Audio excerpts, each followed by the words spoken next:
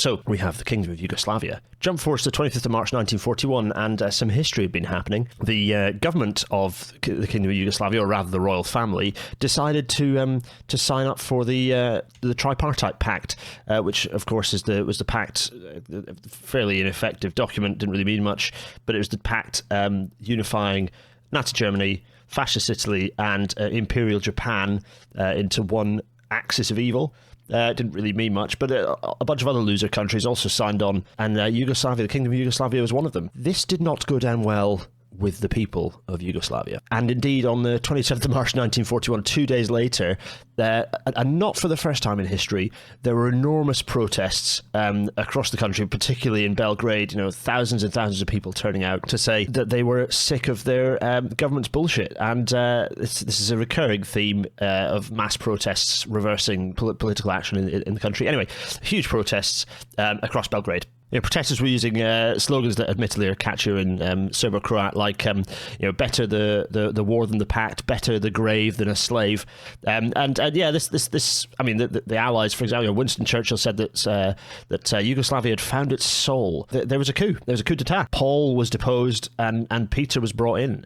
Paul was abdicated. Peter came in. There's a robbing Peter to pay Paul joke in there somewhere. The trouble is, Yugoslavia's situation was not particularly favourable. It was surrounded to the west and to the south by Italy, Fascist Italy and its proxies, and to the north and the east by Nazi Germany and its proxies. So its condition was not in a good way, and its withdrawal from the Tripartite Pact following the coup did not go down well with Hitler, who on the 6th of April 1941, only a few days after the coup, launched an enormous blitzkrieg attack across Yugoslavia, bombed Belgrade pretty severely, and completely invaded Yugoslavia very rapidly. And despite the fact that Yugoslavia had more men than the attacking forces, about 700,000 strong army, they were poorly organised.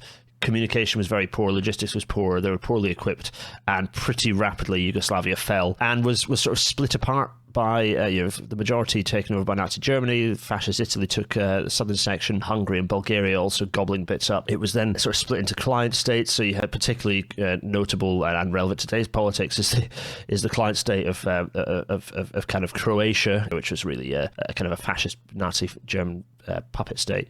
We have to talk about the resistance to this, though, because instantly there was resistance to this invasion and takeover. This is a country that had its entire history been defined by invading armies coming in, whether it was the Ottoman Turks or whether it was Austro-Hungarians, and having their country invaded and occupied by others. And there were two main forms of resistance, two main groups of resistance. One were the Chetniks. They were royalists. They were ethno-nationalists. They believed in the idea of a greater Serbia. They believed in primarily in the cause of the Serb, and they also benefited from the large-scale support of the Allies from the off, really. So that was the Chetniks. The other group was the partisans. They had two key advantages over the Chetniks. Yes, they didn't have the support of the Allies. They were poorly equipped, small numbers of forces, less well organised to start with. But they generally comprised of liberals, socialists, communists, progressives at large. The two advantages they had, one was that they had a decent cadre of experienced veterans from the Spanish Civil War. The other was that because they were not ethno-nationalists, they were following a broad South Slavic, Yugoslavian project. They benefited from the support of everyone. And that certainly helped them to gain traction. On the 8th of September 1943, things changed. Italy got beaten. The Italian Civil War kicked off, and this suddenly meant that Nazi Germany was responsible for the whole of Yugoslavia, and their forces were stretched that little bit more thinly, let's say. Enter Will Deakin, FWD Deakin, William Deakin, not to be confused with Will Deakin, friend of the show. He was sent by the British to report on the two groups. This is a kind of by 1943, we'd had more than 2 years of resistance building. Will Deakin was sent to report on the status of the resistance.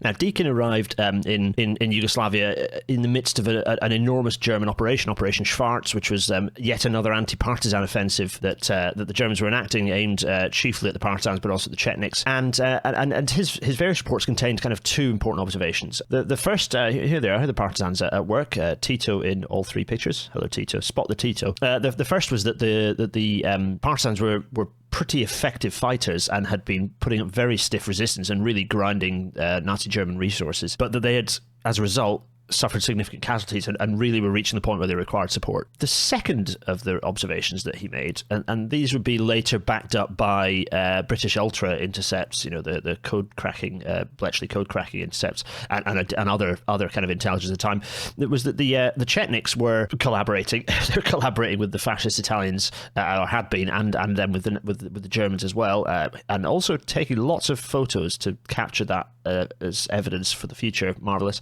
So that they were collaborating, and they were also completely useless, or largely useless. They had the an entire mountain division, the first mountain division of the German forces had transited from the Soviet Union on rail lines through Chetnik-controlled territory, and the Chetniks had just basically let them pass through without any sort of pause whatsoever. At this point, with the partisans essentially winning the moral war, it was clear to the Allies that they needed to switch allegiances, and so that's what they did. They didn't abandon the Chetniks, but they moved their allegiances from the Chetniks to the partisans.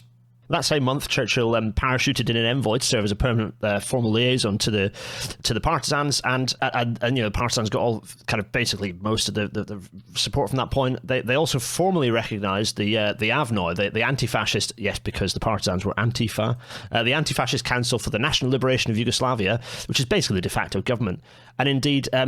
That government was kind of formally recognised, which created, on the 29th of November 1943, a kind of interim state, and it was known as Democratic Federal Yugoslavia. Roll on a year into September 1944, and Democratic Federal Yugoslavia had really been acting as a bit of a meat grinder for Nazis. Huge amounts of resources poured into attempting to retain this country by Nazi Germany, because the partisans had become an incredibly effective fighting force at this point. Air support from the Allies had certainly helped, as had lots of kind of arms and material and other logistical support. But the partisans were really winning, essentially. They were winning. And you can see from this map that I've jimmied into our kind of graphic map here, that partisan-controlled territory was pretty massive, and only the main corridors could still be controlled by Nazi Germany. By this point, the Soviet Union had pretty much dominated Germany in the east and had occupied Romania and Bulgaria. They made their push with the support of the partisans. They made their push across the country, across Yugoslavia, kind of starting with the liberation of Belgrade. Here's a nice shot, behind sort of what is now the government buildings in Belgrade. With I think this is the main road with Slavia, this Slavia Square kind of behind. What is now London Square, probably near here. Anyway, I digress.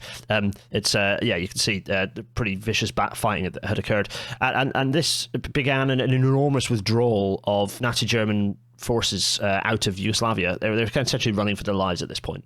And on the 17th to 25th of May 1945, the last battle being fought of World War II in Europe, so the last battle on European soil, it was the Battle of Odjak, which was, it sort of lasted a fair few days, and it was over 2 weeks after the last, after the end of the war, after the war had ended in Europe. But it was the armed forces of the independent state of Croatia, fascists, and kind of them supported by the Chetniks, weirdly, versus the partisans. And the partisans beat their ass. A pretty decisive victory for the partisans. So we saw the end of the Chetniks. Their leader, Draža Mihailović, was found guilty of war crimes, tried by a Yugoslav tribunal. The Chetniks, by the way, had been doing absolutely awful crimes against humanity across the country. He was found and executed, not before the US awarded him a Legion of Merit.